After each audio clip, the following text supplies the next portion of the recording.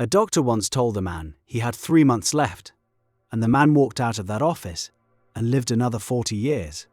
No new drug, no miracle pill. Something inside him moved, and his body followed. You've been taught that your flesh is the master and your mind is the passenger, sitting quietly in the back while biology drives. By the end of this, that whole arrangement is going to feel backwards to you. Let's start with the thing the medical world quietly files under unexplained. Tumors the size of a fist, mapped, scanned, biopsied, confirmed beyond doubt, then gone.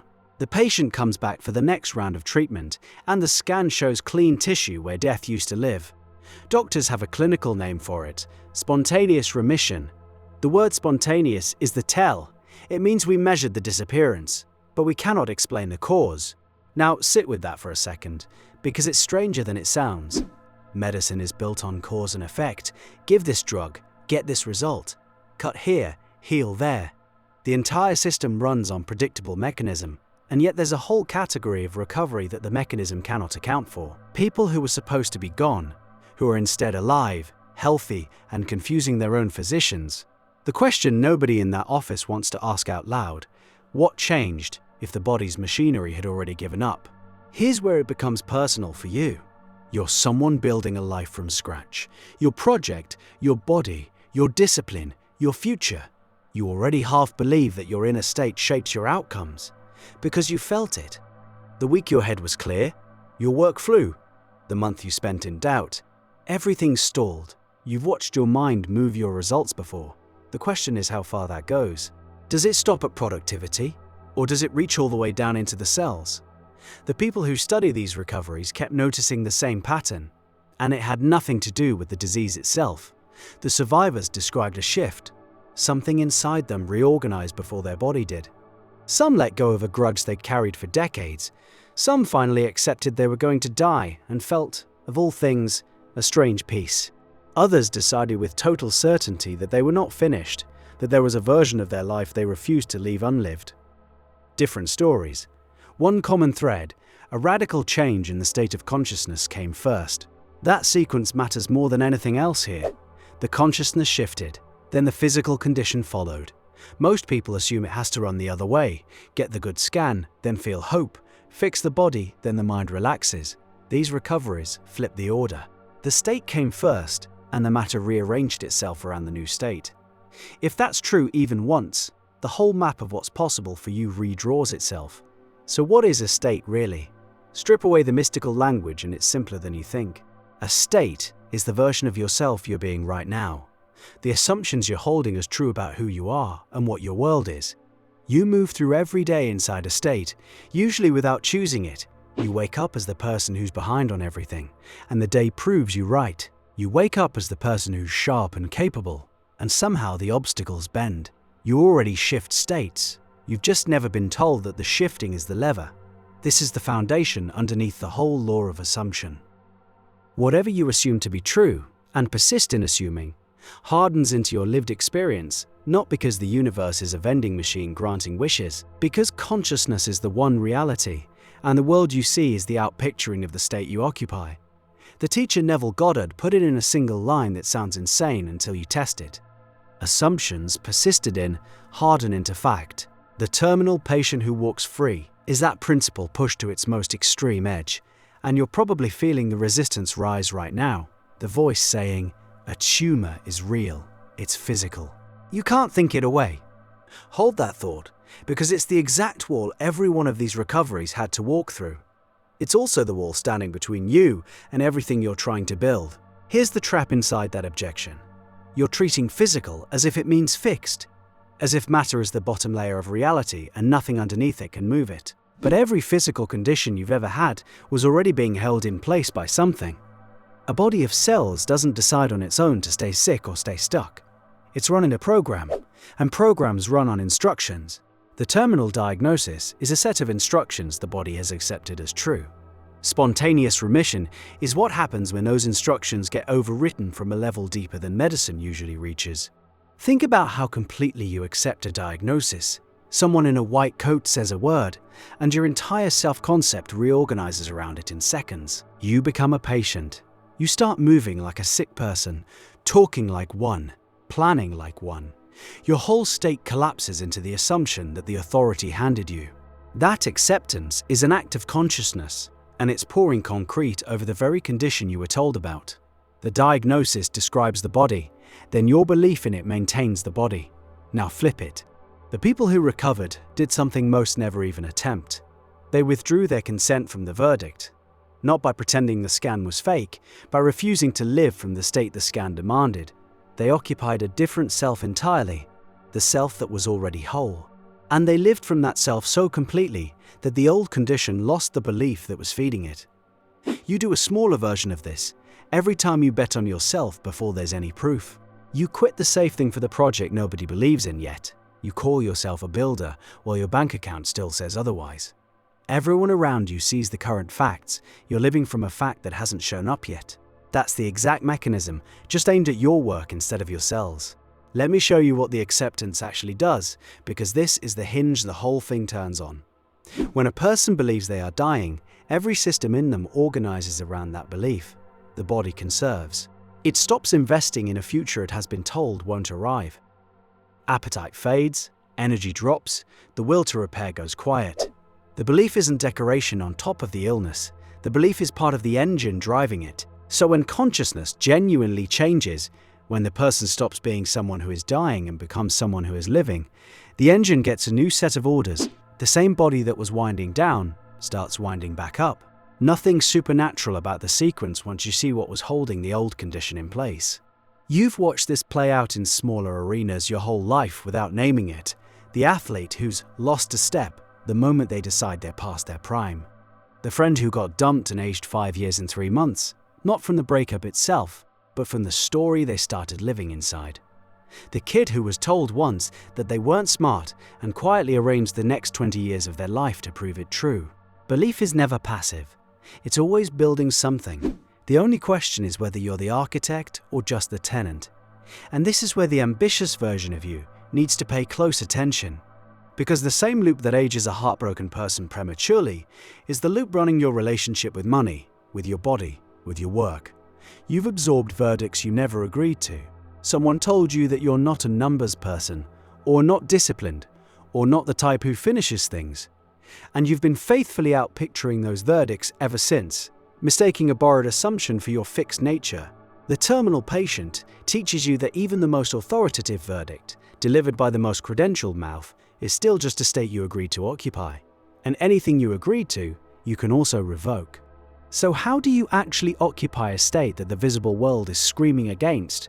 This is where most people fail. And it's worth being honest about why. Because this is the hard part, and anyone who tells you it's easy is selling you something. The first thing to understand is that a state is a place you live, not a thought you think once. You don't visit wealthy or healthy or free for 10 seconds during a meditation and then move back into your usual self for the rest of the day. That's like trying to grow a plant by giving it sunlight for 1 minute and darkness for 23 hours. The state has to become your default residence, the background hum of your day, who you are when you're not trying to be anyone.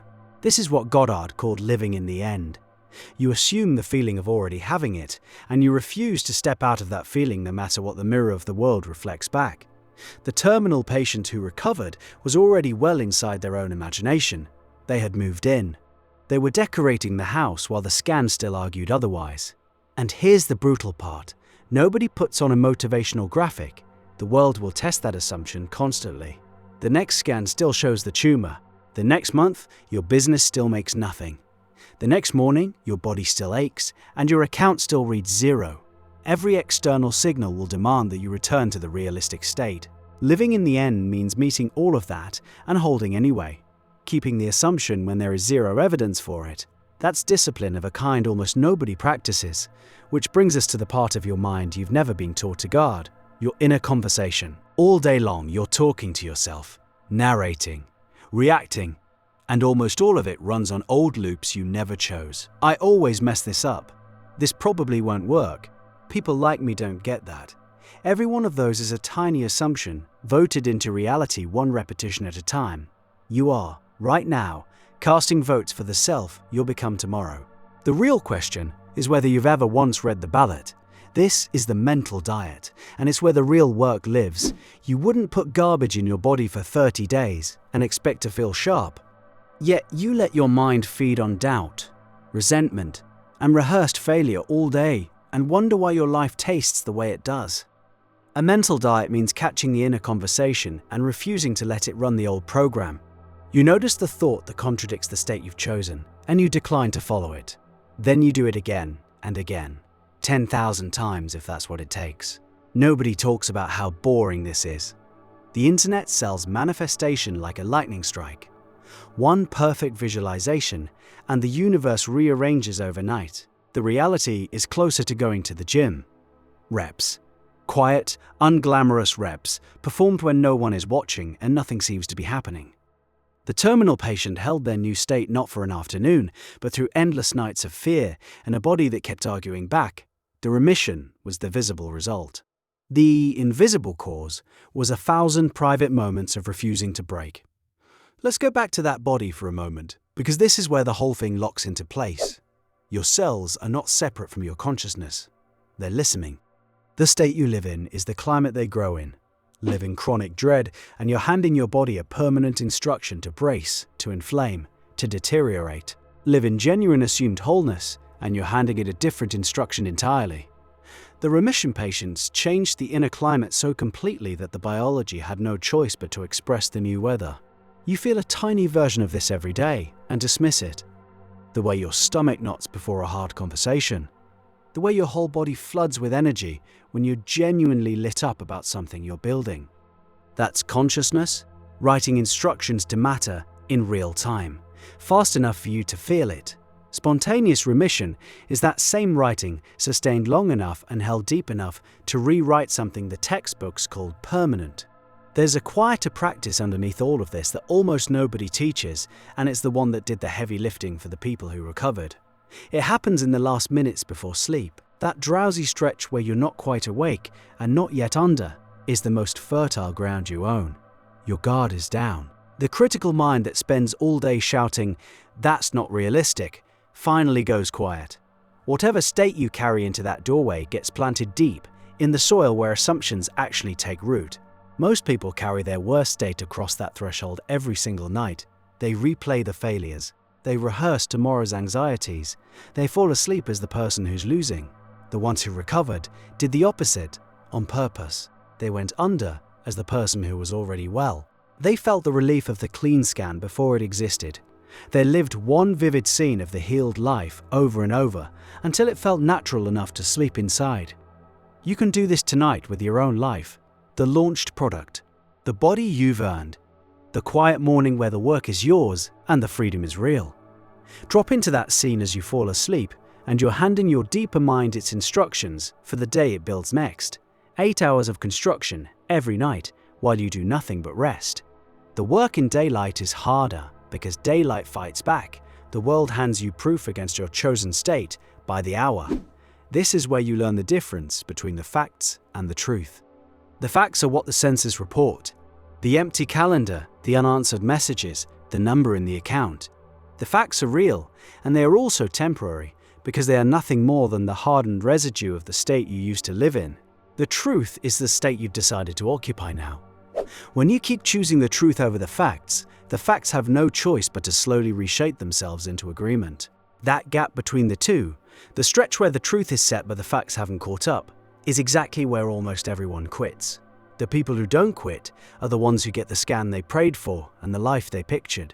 So why doesn't everyone do this? Why does one patient recover and another with the same diagnosis doesn't? This is the question that stings, and it deserves an honest answer rather than a comforting one. The answer is that almost no one can hold a state against the full weight of the world's evidence. It is one of the hardest things a human being can attempt. The objective world is relentless. It shows you the facts every waking second and asks you to bow to them. Most people bow. They were never told there was another option. They believe the world is the cause and their state is the effect. So they spend their lives reacting, adjusting, managing symptoms, and waiting for circumstances to grant them permission to feel good. The few who recover are the ones who reverse the polarity. They made their state the cause and let the world become the effect. This is the single most leveraged idea you will ever get your hands on, and it applies to every domain of the life you're trying to build. The body is just the most dramatic proof. If consciousness can dissolve a tumor that medicine had given up on, then the assumption that you're broke or untalented or too late or not the kind of person who makes it is a far softer target than you ever realized. You've been treating your circumstances as walls. They will always weather, and weather answers to climate. Here's where I want to press on the uncomfortable part, because the empowerment is also the responsibility, and the responsibility is heavier than the empowerment is exciting. If your state is the cause, then no one is coming to fix your life. There's no boss to impress into changing it, no system to game, no external authority whose approval flips the switch. The switch is internal, and it has always been yours. That's freedom, and it's a weight, because it removes every excuse you've been quietly leaning on. The world stops being something that happens to you and becomes something that happens from you. So what do you actually do with this, starting today in the real life you're living? You begin by catching your states instead of sleepwalking through them. Through the day, ask yourself one question: who am I being right now? Not what am I doing? Who am I being? The person who's behind, or the person who's building something inevitable? You'll be shocked how often you're living from the loser's chair without ever having chosen to sit there. The catching is half the work. You can't change a state you don't know you're in. Then you choose the end. Decide who you are as if it's already done. The business already works, the body is already strong, the freedom is already yours, and you practice living from that self, especially in the small moments when no one's looking and the evidence isn't there yet. You go to sleep as the person who already has it. You move through your morning as them. You let the assumption become so familiar, it stops feeling like a stretch and starts feeling like a memory. And when the world tests you, and it will, every single day you hold the bad scan, the dead month, the silent launch, the friend who doubts you. Each one is the same test the recovered patient faced. Each one is asking you to abandon your state and return to reality. Holding through that is the entire game. It's the gym rep performed in the dark. It's the mental diet kept when the craving to complain is strongest. This is the discipline that almost no one builds, which is exactly why almost no one gets the result. There's a version of you that already exists in your imagination right now, the one who finished the thing, the one whose body is healthy and whose work pays for the freedom you keep picturing. That version isn't a fantasy you're hoping to reach someday through luck. That version is a state you can move into tonight and refuse to leave. The recovered patient and the broke kid who builds an empire are running the identical move. One aimed it at their cells, the other aimed it at their circumstances. The lever is the same. One more thing, because I don't want you to misuse this. None of it means you stop taking action in the world. The recovered patient still went to appointments. The builder still ships the product, still trains the body, still does the reps in the physical world. Your action is the natural expression of the state you're in, the way a confident person walks differently without trying. When your inner state is settled, your outer moves stop being a desperate scramble for proof and start being the calm, obvious behavior of someone who already knows how it ends. You don't grind to convince the universe. You act because that's simply what your chosen self does. The state leads, and the action follows it the way your body follows your mind. Think back to that man walking out of the doctor's office with 3 months to live and 40 years ahead of him. He didn't have access to anything you don't have. Same raw material, same invisible lever sitting unused in most human hands. The only difference was that he picked it up and refused to put it down when the world told him to. You've been handed the same lever. It's been in your hand this whole time, mistaken for a passenger. Your body followed your mind today. It always has. The only question left is what you'll dare to make it follow next.